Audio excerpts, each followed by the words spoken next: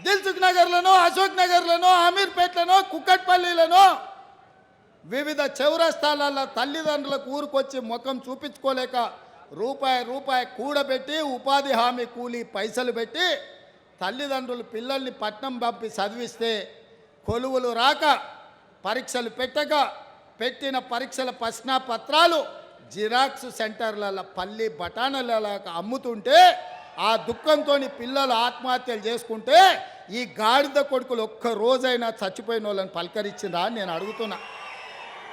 సిగ్గు కాకుండా హరీష్ రావు మాట్లాడుతుండు.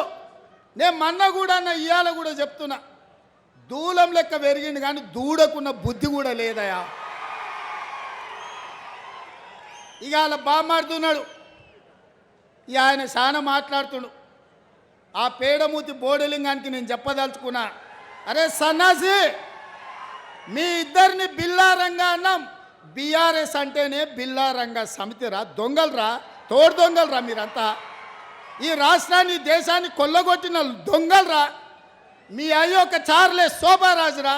ఈ రాష్ట్రాన్ని దేశాన్ని అంత స్థాయిలో పరువు తీసి కాళేశ్వరాన్ని కూలగొట్టి మేడిగడ్డ మేడిపండై అన్నారం ఇవాళ పగిలిపోయి సుందిళ్ళ సంకనాకడానికి పోయిందిరా మీ పాపాల పణ్యమే.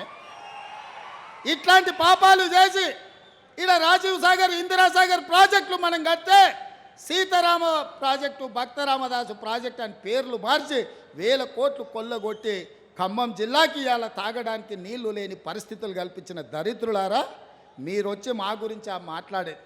ఇక మీ జిల్లాల వాళ్ళకు చపరాశి ఉన్నాడు, ఒంటికన్ను శివరాసన్. ఒంటికన్ను శివరాసన్ ఎవరో తెలుసు కదా మీ జిల్లాలో. మరి ఇప్పుడు ఆయన ఏడున్నాడో, అంతకుముందు నీలిగిండు, మన వాళ్ళ మీద కేసులు పెట్టిండు ఇవాళ. అందుకే మిత్రులారా, మీరు ఆలోచన చేయండి. బీఆర్ఎస్ బీజేపీ కుమ్ముక్కైంది. ఇవాళ వాళ్ళిద్దరు ఒక్కటై కాంగ్రెస్ను ఓడించాలని కుట్రలు చేస్తారు. బీజేపీలు 9 సీట్లు